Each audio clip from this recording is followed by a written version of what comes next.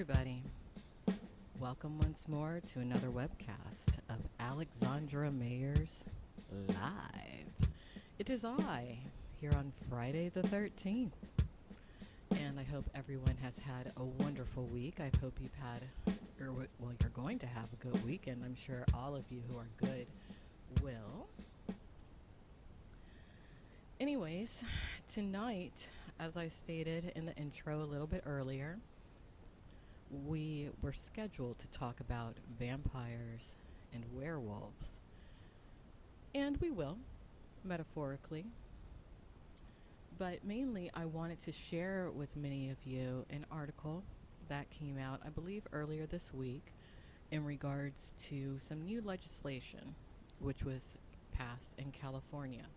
Something that I hope many of my listeners will definitely add to their own personal knowledge base. The legislation that was passed has to do with knowingly passing HIV or transmitting HIV to their partner no longer being a felony. And when I first saw this, I thought to myself, why would that be? Because that would be such a devastating thing to happen to somebody. But who popped in my mind when I first read that? Charlie Sheen. And that's who should pop in everybody's mind when you read about that, because we all know what happened to Charlie Sheen. He unfortunately wound up contracting HIV at some point in his life. And even though he was on medication and really he should have notified his partners, many porn stars came forward and claimed that they did not know. Then later, Charlie Sheen went to the mainstream media and he claimed that the porn stars, who essentially acted as his escorts or prostitutes, did know. He claimed that even that since he was on his medication, he was essentially HIV negative. And when Charlie Sheen said that, who popped in my mind? A porn industry figure known as John Stagliano, who has been very active in the pornographic industry behind the scenes. But rumor has it he's also been on camera sexually with individuals as well. He's been a very celebrated pornographic industry figure. And at one point a few years ago, a porn industry staple known as Rob Black, real name Rob Zakari, someone who at one time was actually a friend of mine, claimed that John Stagliano had impregnated a young porn star known as Sheena Shaw. And there was evidence reflecting such, but that evidence seems to have faded away into the background. Nobody really talks about it. But for those of you who do have a password to pornnewstoday.com, you can always research these elements that I'm discussing tonight on your own. So I'm going to go ahead and read this article to many of you, but one thing that I want to note before I start reading this article is that this particular article does say that this new change in California legislation primarily affects sex workers. Now, that is true, but it does more than affect sex workers. It affects the porn industry as a whole. Why? Not only because the porn industry encompasses thousands of individuals who are sex workers on camera, but it also encompasses quite a few sex workers who work off camera. When I really think about it, this change in legislation protects men such as Charlie Sheen, and I want all of you to keep in mind that there are many very wealthy individuals, not just in California or in the Hollywood scene, but worldwide, who unfortunately have been cursed with the transmission or cursed with contracting HIV. And many years ago, there used to be quite the stigma, and it would often turn into a media scandal when a wealthy man, sometimes a woman, but usually a man, or a very well known man, was seen with a prostitute, or a sex worker, or a porn star. But not anymore. Now we've become so desensitized to such activity by the mainstream media, primarily TMZ, that when a mainstream celebrity or political figure or anybody, let's think about Charlie Sheen, Anthony Weiner, and I'm not saying Anthony Weiner has HIV or anything. I'm just talking about people who have been caught with associating with sex workers and porn stars. Lately, Riff Raff, and I'd never heard of Riff Raff. When did Riff Raff become a popular person? I never knew about him until recently, but so many people, have been caught with porn stars and sex workers that we're desensitized to it. It's not a big deal anymore. It used to be to where it would be very easy for a pimp to blackmail the clients in his little black book, or madam, pimp madam, same thing, when it came to who the clients in their little black book were matriculating with. Let's say the client in their little black book didn't want to see this particular pimp or madam's stable of sex workers anymore. That pimp or madam could say to the John, hey, if you don't hire my girls, I'm going to go to the mainstream media about you. But it's not a big thing anymore. But I'll tell you what is a big thing. A person's personal health status, their STD status. One thing that Charlie Sheen said in his primary interview when he came out about being HIV positive was that part of the reason that he came out was because he believed he was being blackmailed by the individuals in his social circle or in his life who knew that he was HIV positive.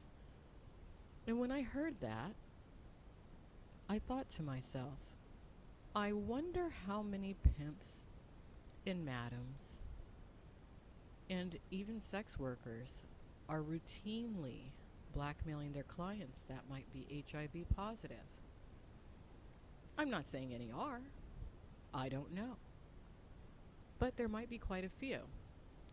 And considering that that might be the case, and I'm speculating here to a degree, perhaps that's why this particular piece of legislation was passed. Because this particular piece of legislation that I'm referring to takes that blackmailing power away from the pimps, madams, and sex workers who might want to blackmail their clients and say something along the lines of, well, I happen to have checked your medicine cabinet and I know that you're on a tripula. And I know that you're HIV positive, and if you don't pay me X amount of dollars, I'm going to go to the mainstream media about you and ruin your life. So let me go ahead and read this to you. And this is an article that I found on the Washington Post. So just give me one moment. All right, here we go. And I suppose in a way this does relate to the paranormal themes of vampires. Because when you think about a vampire wants to suck the life out of you. It's all about blood. And, STD testing, they draw your blood. I probably shouldn't say this before I read this article, but I am going to say it. But I'm going to say it because hopefully it'll stop anybody from doing it. It's a little bit of a prediction because, hey, some of my critics nowadays are saying I'm a witch. So let me go full force with that shit.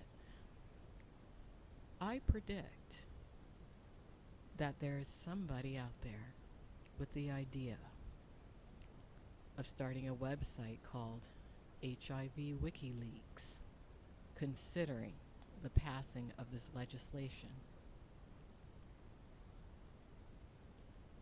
Because as we all know, other adult entertainment industry WikiLeaks websites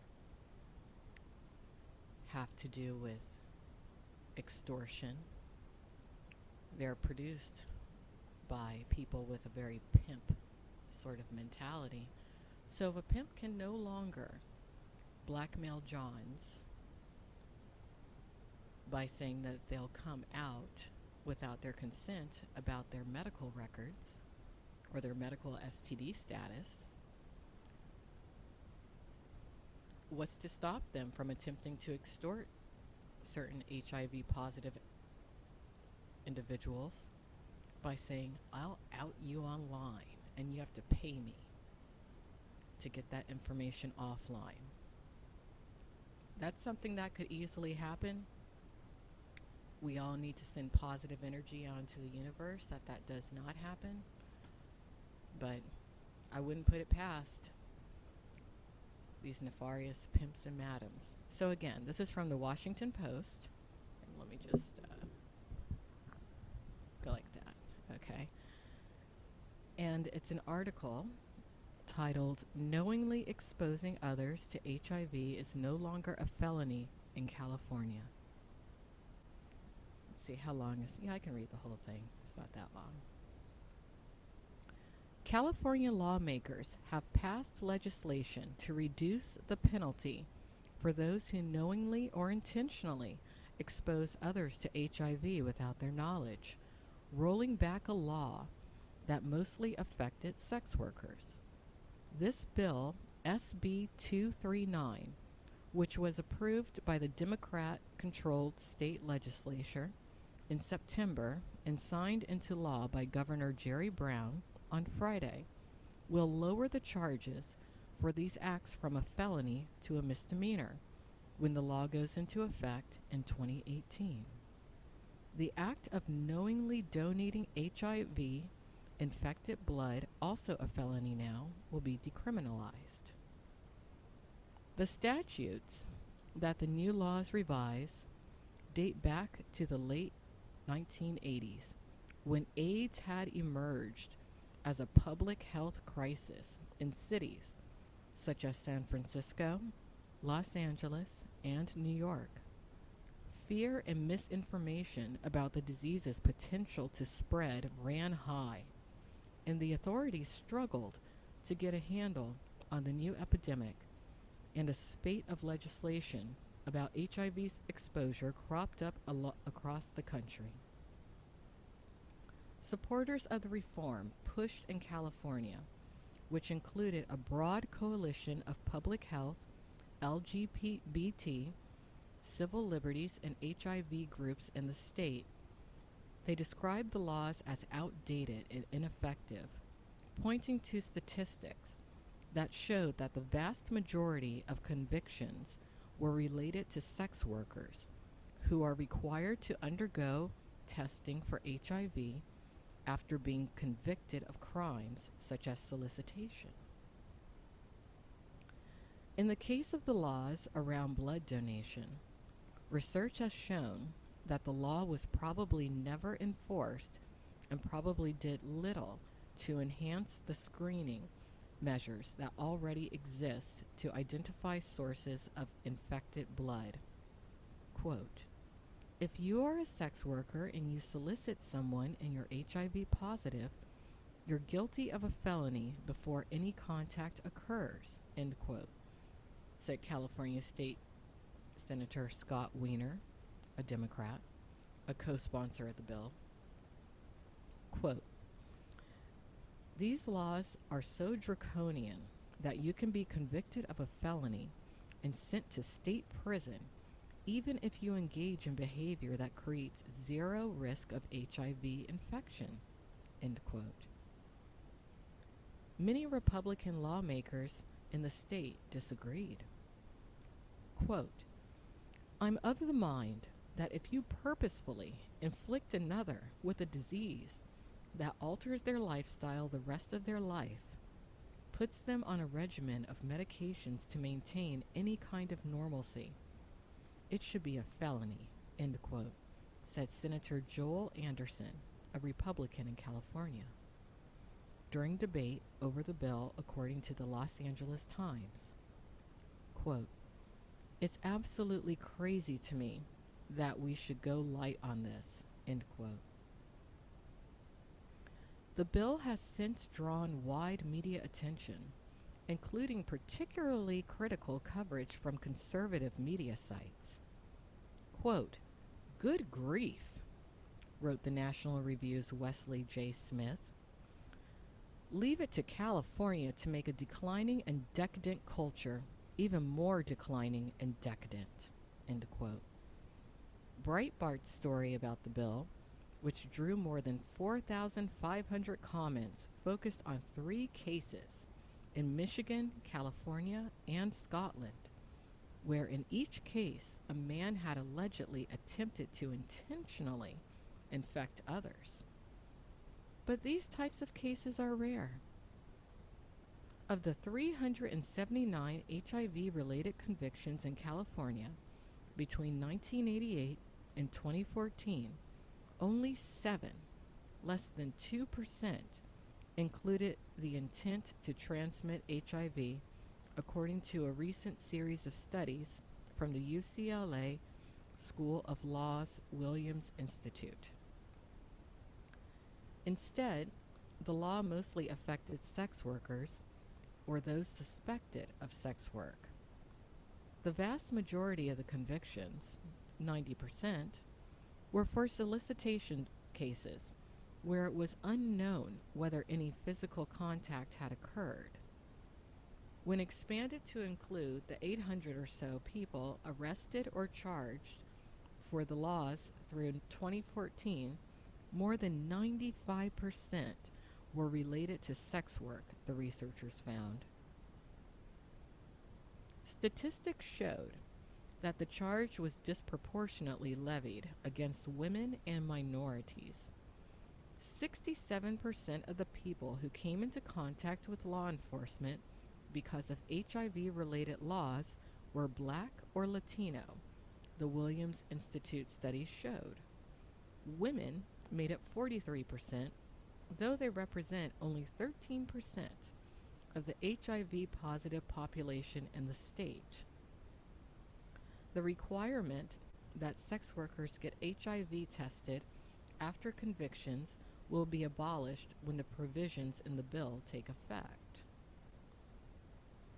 Quote, "At the very beginning, people expected to see most of the weight playing out in those intentional exposure laws," end quote, said Amira Hassenbush, a fellow at the Williams Institute and the co-author of the reports. Quote, "I think everyone was surprised to see that wasn't where the law was being enforced. It was in this felony solicitation," end quote. The bill was also prompted, its sponsors say, by a 2015 report on combating HIV from the Obama White House, which cited studies showing that HIV exposure laws do little to influence behavior, and said that many run counter to scientific evidence about routes of HIV transmission and effective measures of HIV prevention. Weiner said he believed that California felony HIV laws created a distinctive for some people to get tested, a disincentive for some people to get tested, potentially doing more to increase rather than mitigate the public health risk of HIV. Others in the group, of more than 150 to support the bill, included the California Medical Association, the district attorneys of San Francisco and Los Angeles, the California Women's Law Center, and the American Civil Liberties Union of California. Supporters pointed out that knowing or intentional transmission of any other communicable disease in California including some potentially deadly ones like SARS, Ebola, and tuberculosis, is a misdemeanor crime. Quote, there's no reason that HIV should be treated differently, end quote, said Rick Zeber, Executive Director of Equality California, an LGBT civil rights nonprofit which was co-sponsor of the bill. Quote, a lot of what was behind this was basically looking at the laws to see how we could improve public health and modernizing these laws so HIV is treated the same. So that's a pretty interesting situation that's happening in California right now. One thing I wanted to note is that that very popular radio personality and webcast host, Alex Jones, he's taken this issue to task. He's actually linked the passing of this bill with Satanism. Yeah, I'm serious.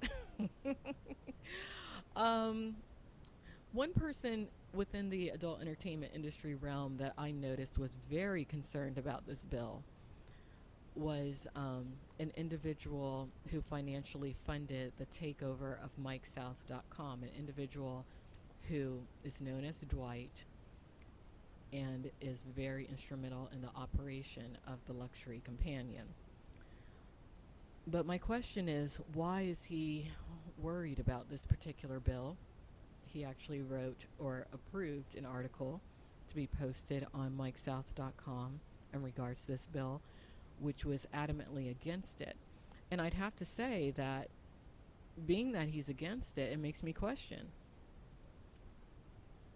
is the Luxury Companion involved in what I was speculating about before, which has to do with the extortion of individuals who might have exposure to the women who are listed on the Luxury Companion website being HIV positive?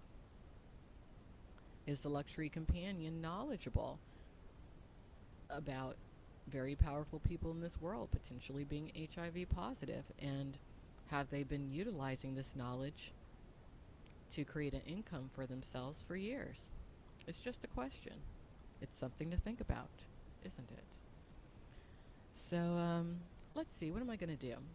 Well, what I'm going to do is go ahead and post on my Twitter the Google Hangout link to this webcast. And for those of you who are not aware, my Twitter account address is at Alex Mayers Live. That is spelled at AlexMayersLive for anyone who might want to join into the chat.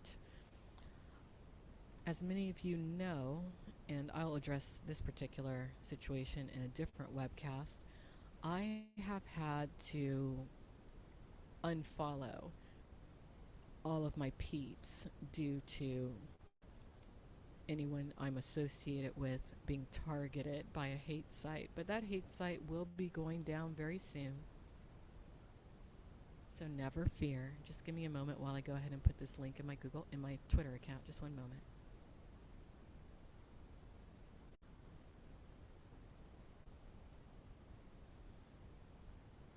But I'm trying to protect my main peeps from dealing with what I've had to deal with over the past few years, even though it is about to come to a complete close very, very soon, sooner than some individuals might think, as they consistently incriminate themselves. All right, so I went ahead and I posted publicly the Google Hangout link for anyone who wants to join into the chat. I'm going to go ahead and take a break. Then if anyone's in the chat here, not the chat, but the video hangout, we will talk about whatever I want to talk about. And if nobody's here, then I am going to go ahead and play for many of you, the best to my ability, my new little ditty called He Died at 37, because I think it's perfect for Friday the 13th. I've still been playing with the lyrics a little bit. I haven't memorized them yet, so y'all will have to bear with me. But before I go, I'll go ahead and give y'all a little preview of the melody because I really like the melody. It's a little creepy, but it's fun to be creepy sometimes, isn't it? Isn't it fun? I think so. Oh, might help if I turn my volume up, huh? It's Alexandra Mayers Live, boys and girls, werewolves, witches, warlocks, vampires, demons, ghouls.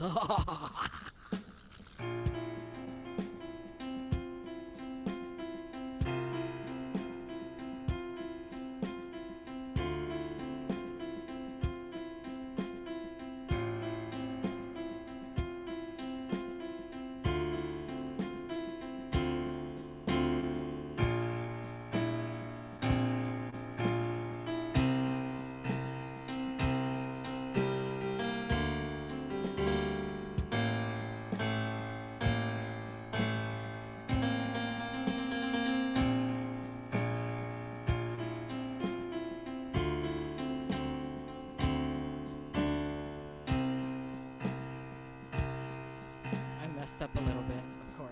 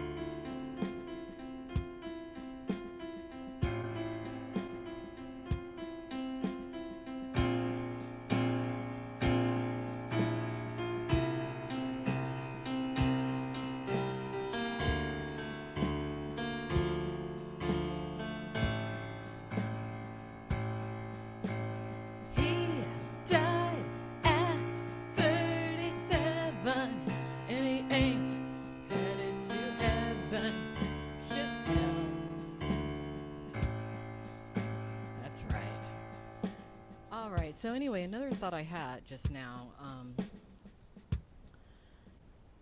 One thing people might want to consider if you're somebody out there who matriculates with porn star escorts, as many of you know, porn stars routinely get tested at two main testing centers: cutting edge testing, CET, and another one deemed as, what's it called? TTS, Talent Testing Services. Now, I don't know, but I would assume that quite a few porn stars would require, if they care about their health and safety, of course, that their Johns go and get tested, and they might even refer these Johns to the two aforementioned testing centers. If you're a John or a client of a porn star escort or a sex worker or whoever it is, you might want to think twice about going at least to Talent Testing Services, which is run or owned by an individual known as Sixto Pacheco. Mainly because years ago, back in around 2010, most porn stars used to get tested at a place called AIM. It was the primary testing center for the adult entertainment industry.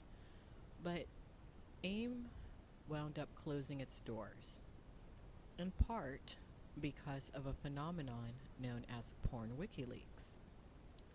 Much of the AIM testing center database was released on porn WikiLeaks, and the individual who is known as the owner and the face of porn WikiLeaks, an individual known as Donald Carlos Sion, has had access to that database. Hence the problem that is porn WikiLeaks today. And I'll focus on that in a video at some point in the future. Now, Sion, Donald Carlos Sion, also known as Donnie Long, recently tested and made it publicly known that he tested at TTS, Talent Testing Services. That should be a tremendous concern to the adult entertainment industry. And I actually wrote a 14-page report reflecting why it should be concerned, a report that I submitted to the Adult Performers Advocacy Committee via an individual known as Marcello, who is this committee's treasurer. Does Donald Carlos Sion have access to the Talent Testing Services records? The porn industry needs to pray that he doesn't. Because if he does, that could wind up being the conception of a website that I speculated about in the first part of this webcast, which could be deemed something along the lines of HIV WikiLeaks. Because due to that piece of legislation, which I covered earlier in this webcast, I could easily see an HIV WikiLeaks sort of website popping up. Something to think about. Something to think about. So anyway, let's go ahead and switch gears a little bit. Just a little bit. And let's talk a little bit about music. The music industry, which is basically my second life, my heaven. You know, if you want to go into the music industry nowadays, you don't go into the music industry to make money. Those days are long gone. I have quite a few friends who are part of the music industry, friends that I'm very grateful for, very encouraging friends, really good friends, people who are helping me with the release of my first album. They helped me with my first little tour that I did, things like that. People who are part of my music production efforts and everything. I'm more of a songwriter than anything. I am someone who is great with words, great with lyrics. That's my gift. But I also have the gift of creating some very good melodies. singing, mm, I'm the girl to where it's like you either love me or you hate me. I have an amazing range, but I don't really know what to do with my range. I'm still in the process of figuring out my own style, my own genre I'm going to really focus on when it comes to me. But when it comes to other people's music, since I've been doing what I've been doing, I have been very blessed to work with some amazing artists to where I can always put myself in their heads. And, for those of you who might be looking for a songwriter, you can always contact me at Alexandra Mayers at yahoo.com. Some of my lyrics I have posted as of current on alexandramayersmusic.com. And if you're a budding artist and maybe you have some ideas about something that you want a song written about, I'm your girl. I am your girl. But before I attempt to play this for you, I want to read to you a little bit of this song, and I'm still messing with the lyrics a bit, just a bit, because I'm not sure how I want the rhythm exactly to go, but this song is called He Died at 37. And trust me, if you think this song is about you, it ain't. This is about a fictitious character. It's about a fictitious person who was cursed from birth due to having a very abusive father and a mother who didn't do anything about it. His growing up from the womb, feeling the abuse, the pain that his mother endured. Him growing up hating society, hating everybody, wanting to somehow find some way to feel a sense of power. Him growing up being a very weak little boy, almost seen as a girl.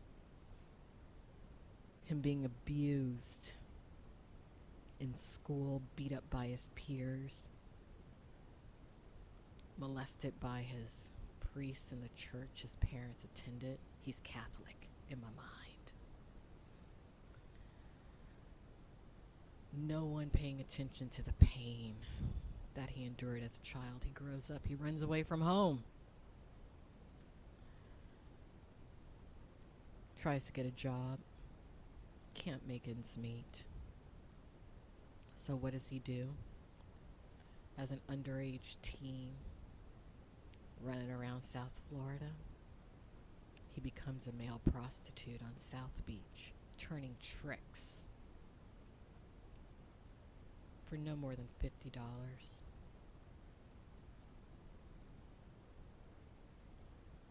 Turning tricks with old men from out of town who always had a fantasy about being with an underage boy.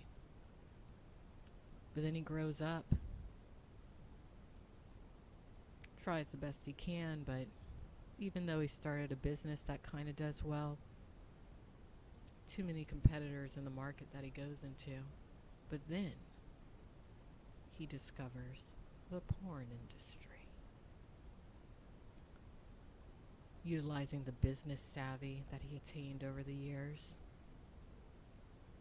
he goes into the porn industry, hating women, of course, seducing the male directors, producers, studio owners at every turn, quite a few who are in the closet, but play straight on the straight side of the porn industry. He blackmails them, extorts them, dominates them, until he can open his own studio. Finally, he attains the power in life he thought he always deserved, the power that he always wanted. He gained some notoriety even. Everybody knows his porn name.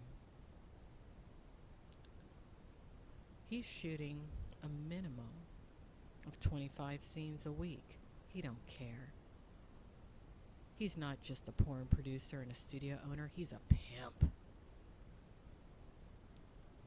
Dominating all these women, playing up to them at first, getting them to love him. But then he turns on them and profits off them. Everything's going good until one day he goes to the porn industry testing center and he hears a couple days later that he's HIV positive. In fact, he finds out on a Friday the 13th, several years ago. When he finds out, he's scared. He's ashamed. Not because of being HIV positive, but because of all the bridges he burned over the years and all the enemies he's made, who he knows are just chomping at the bit, who want to destroy him. So what does he do? He sells his studio and he flees the United States of America for the Mecca of sexual perversion, Thailand. At first, when he goes to Thailand, he's living large. Everyone looks at him and they're like, oh, look at that white American guy. He must be a big shot. He's running around, flashing his cash. All the little Thai girls are like, ooh, who are you? All the other expatriates view him as a god. After all, he's Mr. Porn Star, isn't he?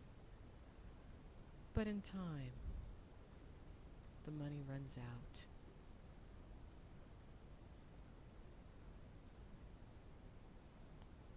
So what does he do? Keep in mind, before he left the United States of America,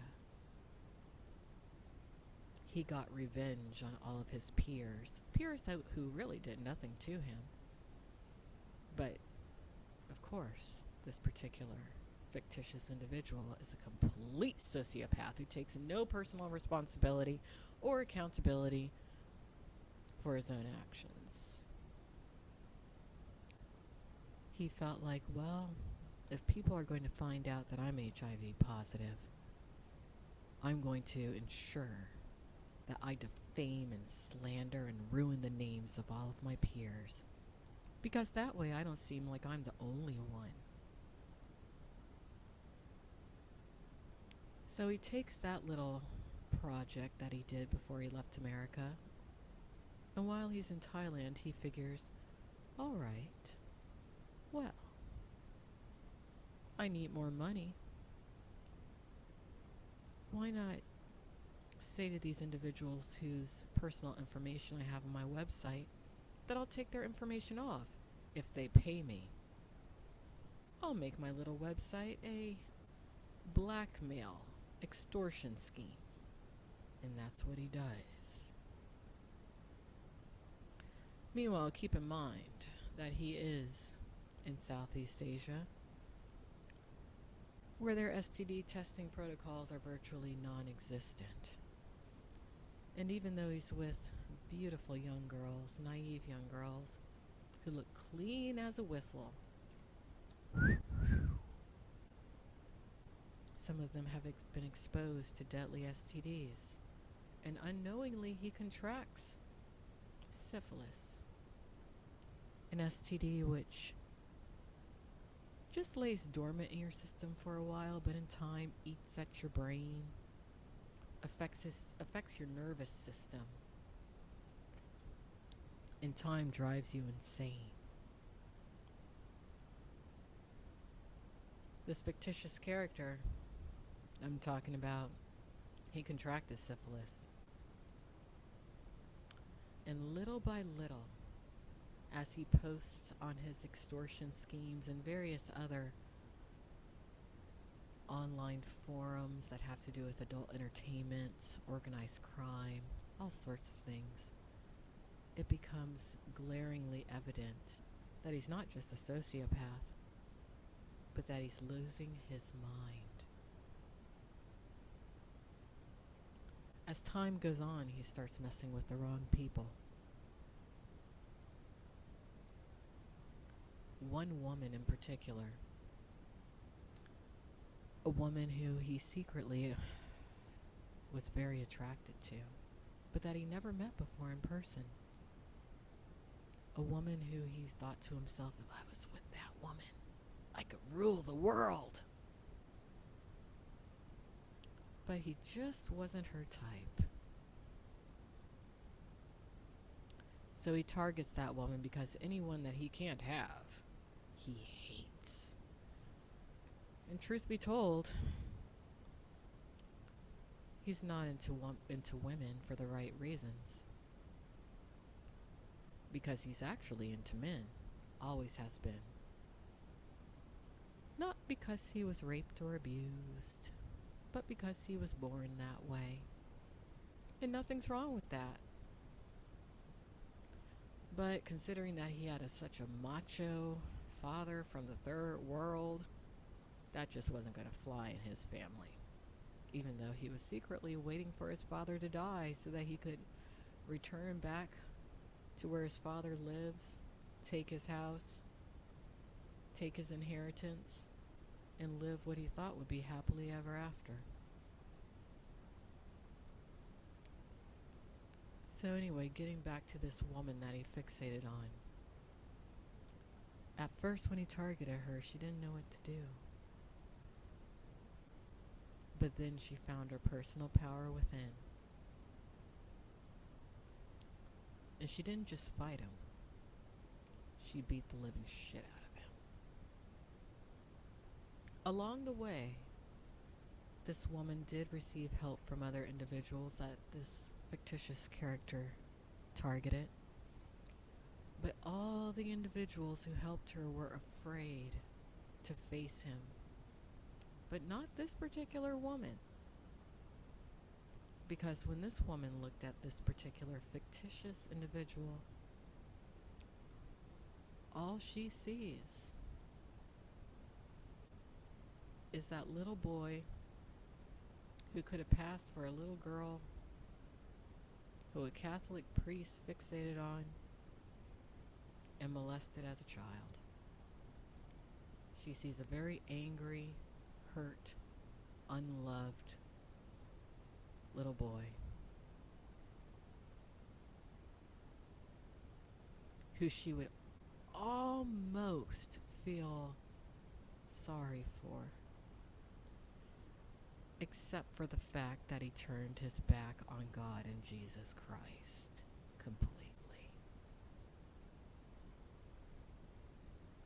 Which is ironic, considering that this fictitious character likes to wear a golden crucifix. A crucifix that he feels aesthetically will protect him, but that has been null and void for so many years that it's not even funny.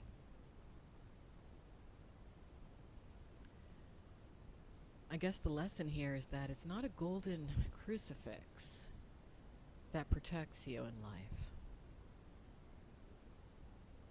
What protects you in life is the golden rule. You have to treat others the way that you want to be treated. As it turns out, the woman that this fictitious character in my mind fixated on has a court date coming up to face this fictitious character. But the fictitious character won't show up. The fictitious character is afraid, and most likely that fictitious character will do himself in. So that's the end of that story. I do want to welcome Adam to the webcast. He went somewhere for now. Hey Adam, how are you doing? Doing good. How about you? Popped in. Doing I'm okay. good. How about you? I'm good. Before I play some music, and maybe you'll enjoy the music, how are you doing? How was your week? Doing fine. Happy Friday the 13th. All the witches, ghouls, and goblins, and vampires, and werewolves are here tonight, you know. Can't hear you. You can't hear me? No, because I may have to put some headphones on. Yeah, put some headphones on. Put some headphones on.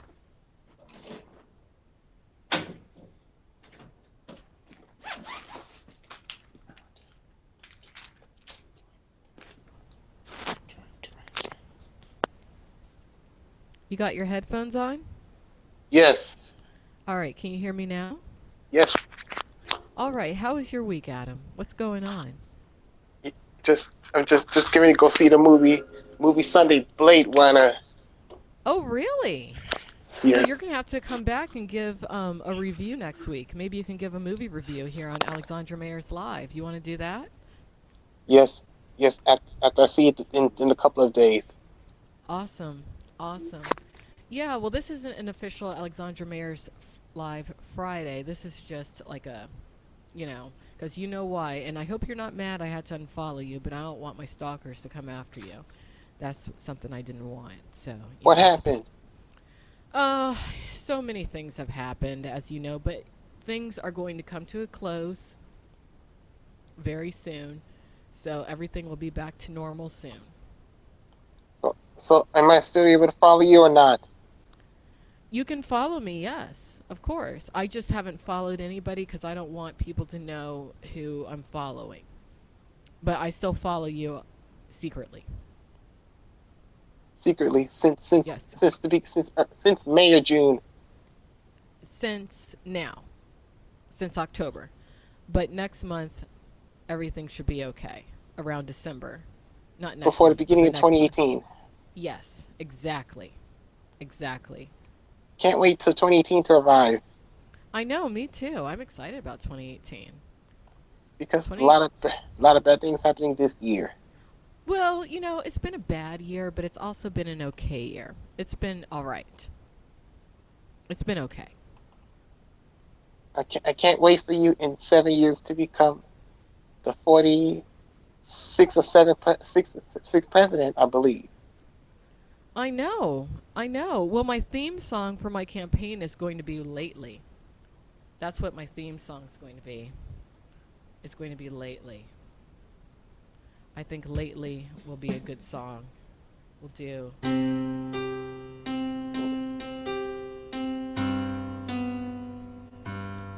That's my presidential song.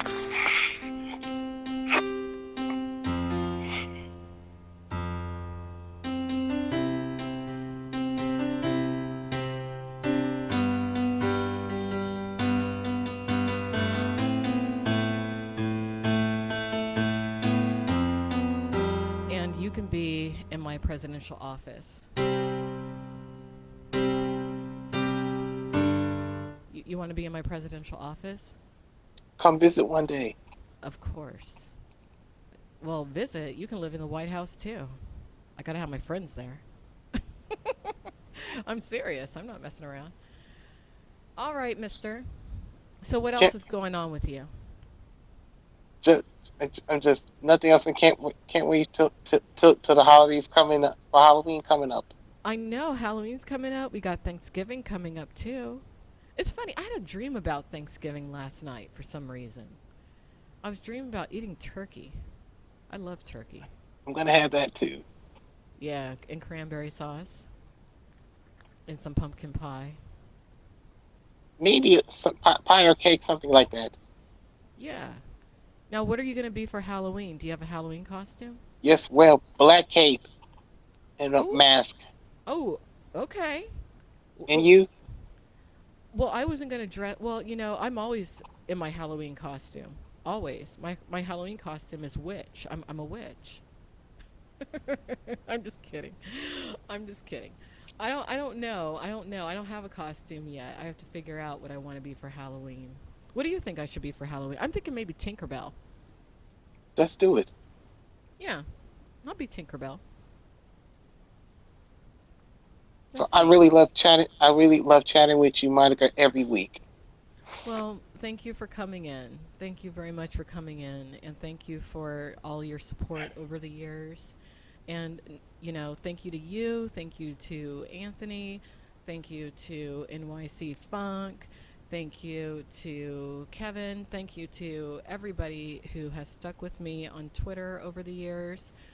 And really, when I think about it, thank you even to people that I've been friendly with in the past who I'm not friendly with anymore.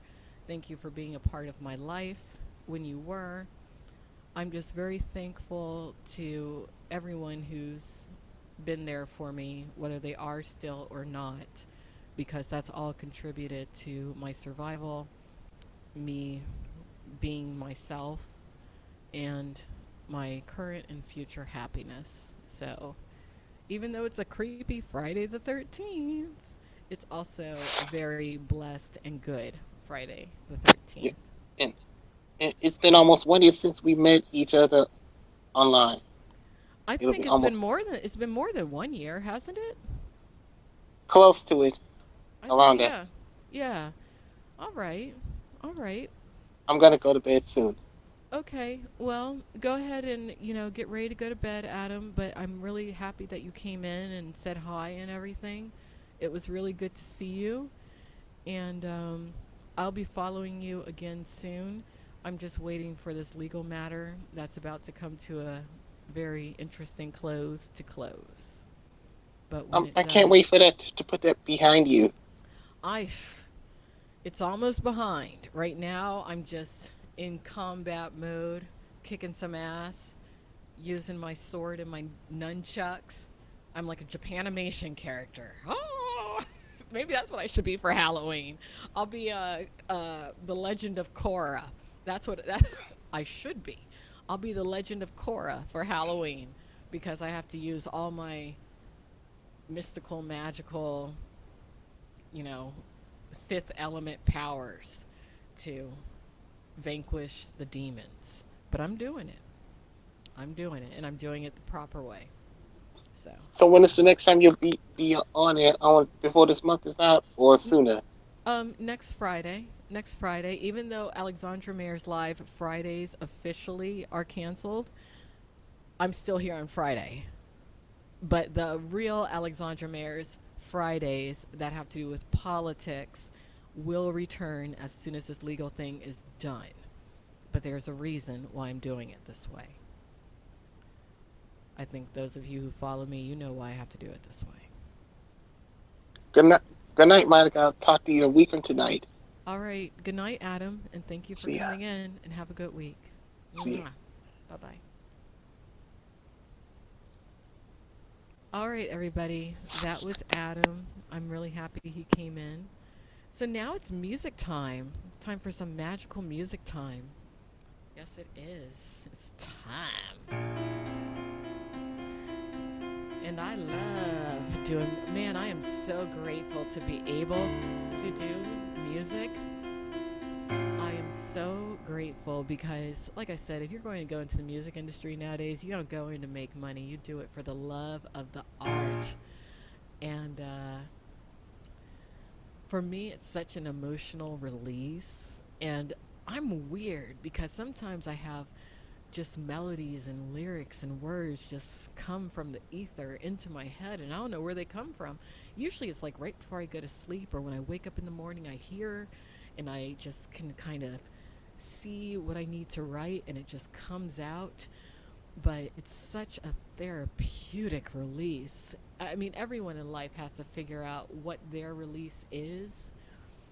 Everybody has to figure it out. But I'm going to first read these lyrics to you, and then I'm going to do my best to play the song, but I'm still working on it, so I'm probably not going to play it that well, okay? But I might. You never know. But I'm going to read it to you, and these lyrics are based on that fictitious character who I just shared with all of you about. His dad treated his mom like shit while he was in the, well, let me start over. His dad treated his mom like shit while he was in the womb. That's how he was born.